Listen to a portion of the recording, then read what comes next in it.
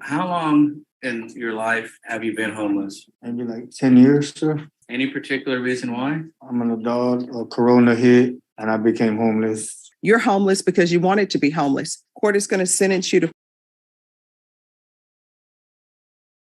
All right, the court is going to sentence you to 8 years in the prison.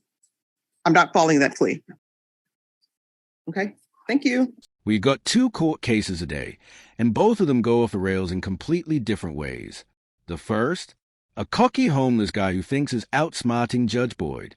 Spoiler alert, she sees through his story faster than you can blink. The second one, way darker, the kind of case where I had to blur some parts out because of how disturbing it gets. What makes both of them so wild to watch is that moment when they realize the script has flipped. You can literally see it in their faces, that oh no moment when they finally get it's not going their way. Both cases expose 2 different flavors of entitlement, but they share the same lesson. When you play stupid games in Boyd's courtroom, you win reality checks. So tell me, do you think either of these people deserved a break, or was Judge Boyd dead on with how she handled them? Let's roll the footage. Are you Andrew Idrago? Yes, ma'am. All right. On June 30th, you entered a plea of no contest to the offense of aggravated assault with a deadly weapon. According to the plea bargain agreement, the state is proceeding on counts 1 and 2. There's punishment to be assessed at a cap of 5 years. There's $2,500 fine, affirmative finding of deadly weapon, and the state is silent on your application. And there is a no contact order that's outside the agreement. Have both parties had a chance to review the PSI report, state? Yes, Your Honor. Defense? Yes, Your Honor. All right. Any objections, state? No, Your Honor. Defense? Your Honor. All right. Are there any witnesses, state? No, Your Honor. Defense, any witnesses? Yes, I'll call the defendant. All right. Could you raise your right hand for me, please? Do you solemnly swear or affirm the testimony you give will be the truth and nothing but the truth, so help you God? Yes, ma'am. Yes, All right. Your Honor. You can lower your hand if you'll state your name for the record. Idrago. All right. Defense? Mr. Idrago, we're here asking the court for probation, deferred adjudication today. Is that correct? Yes, sir. Huh? Yes, sir. I'm going to be asking you some questions. I'd like you to answer them directly and truthfully, okay? At the time of this offense, you were homeless. Is that correct? Yes, sir. And make sure you speak out loud. Yes, sir. Okay. And looking through the PSI, I suspect that you've been homeless for quite some time. Is that correct? Yes, sir. You have, respectfully, you have an extensive criminal history, particularly with respect to misdemeanors, correct? Yes, sir. And it appears that most of those were for theft or criminal trespass. Yes, sir. Is that because you were homeless during those times? Yes, sir. You do have some felonies, but it looks like you've never been to TDC, correct? Yes, sir. You've been to state jail, however, on 3 times. Yes, sir. And were those for offenses related to your homelessness as well? Yes, sir. Okay. How long in your life, give or take, have you been homeless? Maybe like 10 years, sir. Okay. Any particular reason why? No, sir, just I'm an adult, Corona hit me and my family, and I became homeless. Okay. Now, there's a few things that I want to speak to that the PSI addresses, okay? Now, in the PSI, you frankly, you deny committing the offense, correct? You state that you were acting in self-defense. Yes, sir. However, you chose to plead to this and not proceed to jury trial because you did not feel the jury would believe your defense. Is that correct? Yes, sir. And I spoke to you about that again this morning. Is that right? Yes, sir. And you persist that you do not want a jury trial because of the fact that you don't believe the jury will believe your defense. Is that correct? Yes, sir. Also, the PSI mentions that you are a confirmed gang member. And to that, how do you respond? No, sir, I'm not a confirmed woman. Let me start over. They're just saying that you have to be careful what you ask for. And potentially, if the judge gives you deferred adjudication and you violate that deferred adjudication, the court could at that time sentence you up to 20 years in prison versus the 5 years, which is the maximum today. Do you understand that? Yes, sir. So you understand that if you are asking for deferred adjudication and you get it, you better do everything that's asked of you, correct? Yes, sir. Are you going to be able to do what's asked of you, especially considering the fact that you've been essentially homeless for the last 10 years? Yes, sir. Would you remain homeless if the court gives you deferred adjudication, or do you have plans? No, sir. I got a place to stay Where? with my mom. Okay. Respectfully, why have you not stayed with her up to now? Because I was trying to look for a job, but I was homeless, so I just stayed roaming the streets, just try to keep her safe from corona, because I probably thought I had corona too. But I guess I don't have it. Yeah. So, but going forward, if you're given an opportunity on deferred adjudication, you've decided and your mom has agreed that you'll reside with her. Yes, sir. I've got to be honest. This guy's story doesn't add up for even a second. His blaming his 10 years of homelessness on COVID, which, by the way, didn't even exist that long ago.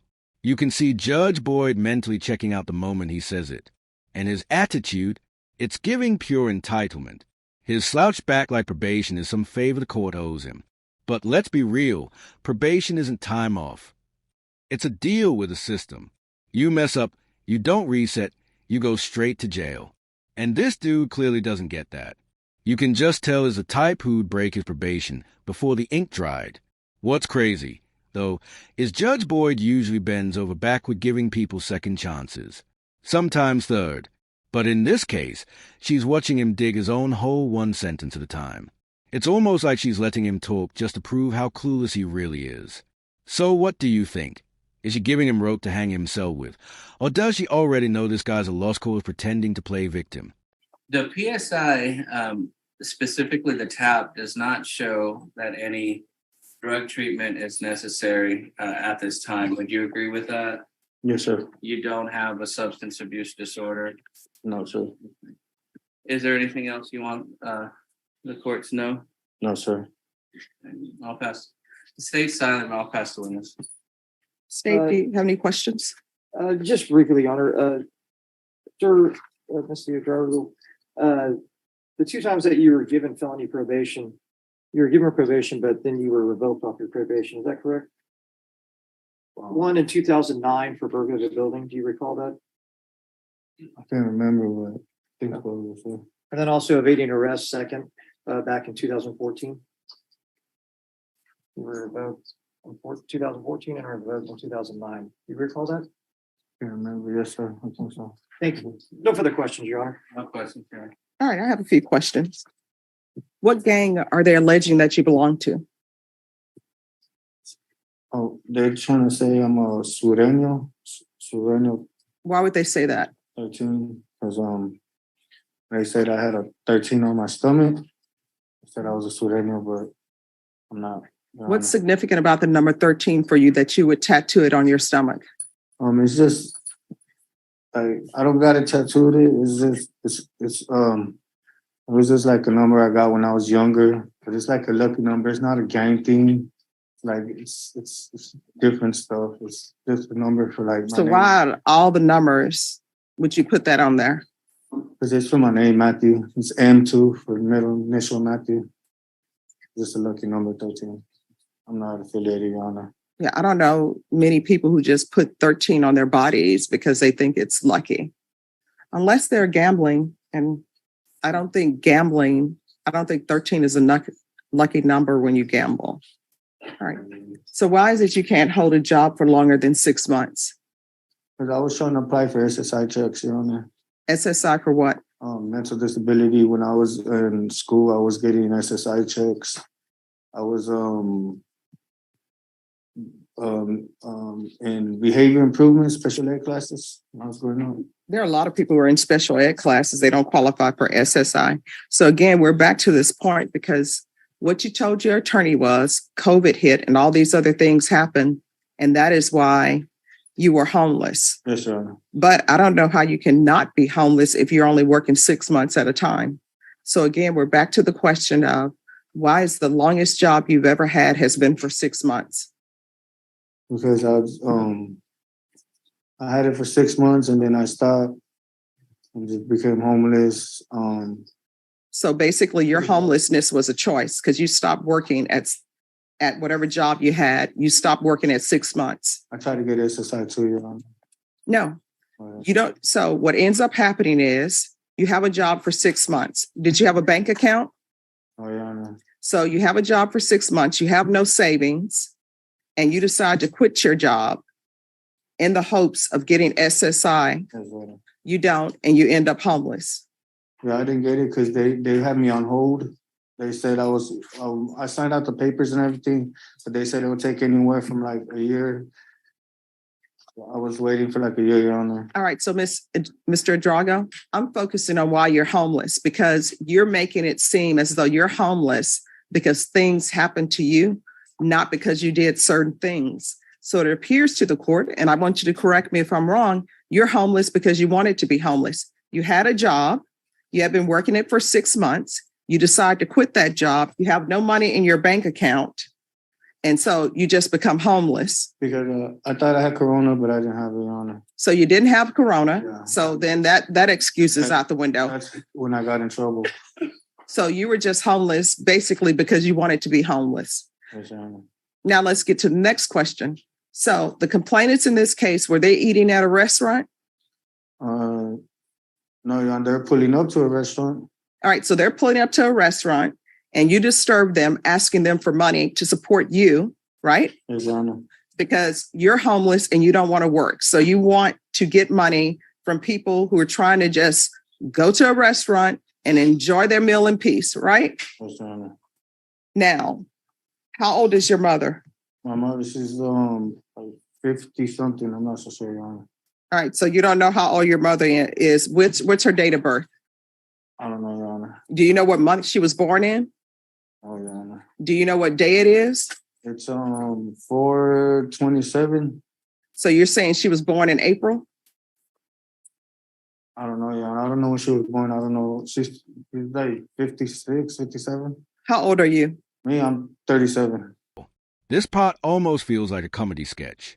He's claiming he'll live with his mom if he gets probation, but when the judge asks him the simplest questions, like her birthday, he blanks completely. That's how judges know when someone's bluffing. Those little details expose whether your plan is real or just courtroom improved. And this one's as fake as it gets. Because if you can't name your own mom's birthday, you're not planning to live with her. You're planning to lie your way out of custody. And honestly, I'm torn between thinking he's just nervous or he genuinely doesn't care. But judging by his energy, the laziness, the shrugging, the half-truths, it's clear he's allergic to accountability. He's not trying to get better. He's trying to get by. And that's the exact mindset that keeps people trapped in the same cycle. So tell me, do you think Judge Boyd should have even let him finish his act, or should she have called him out the second he started spinning fairy tales about his mom? All right. Is there anything else you wish to say, Mr. Idrago? No, Your Honor. All right. The court is going to find you guilty in count 1 and count 2. Court is going to sentence you to 5 years in the prison in each count. Each count will run concurrent. Give you credit for any time served. There's an affirmative finding of a deadly weapon. All right, we can go off the record. Mr. Idrago, when you get out, you need to make better choices. Get employed. If we want stuff, we have to work for it. I know people think it's okay to come up to people and ask them for money, but sometimes people don't want to be bothered. They're just trying to spend time with their family. You understand? Yeah. Good luck. And are you David Newman? Are both parties ready to proceed on this motion to revoke? Are you the same David Matthew Newman who's placed on community supervision in 2021 CR 0689 for the offense of possession of on February 1st, 2022 for a term of 10 years? Is that you? The defendant, David Matthew Newman, did then and there fail to comply with the instructions of the Bexar County Community Supervision and Corrections Department program, and that the defendant failed to comply with the instructions of Lone Star Offender Treatment Program, his court-ordered sex offender treatment program, and that the defendant was suspended from treatment for failing to abide by treatment program rules in violation of condition 13B. How do you plead to that? True or not true? True, ma'am. State. In condition 13H, on or about the 12th day of September 2022 in Bexar County, Texas, the defendant David Matthew Newman did then and there fail to comply with the instructions of the Bexar County Community Supervisions and Corrections Department program, and that the defendant was in possession of materials in violation of condition 13H. How do you plead to that? True or not true? State. And lastly, the state is proceeding under condition 16 on or about the 21st day of September 2022 in Bexar County, Texas. The defendant David Matthew Newman failed to comply with Chapter 62 requirements in violation of condition 16. How do you plead to that? True or not true? Did you understand by pleading true to violations 13B, 13H, and 16, the court could find it true, grant the motion, sentence you to 10 years in the prison, and up to a $1,500 fine? Did you understand? I understand. Knowing that, do you still wish to plead true to 13B, 13H, and 16? Yes, ma'am. Court will find 13B, 13H, and 16 true. Is there an agreement? There is an agreement, Your Honor. And what is the agreement?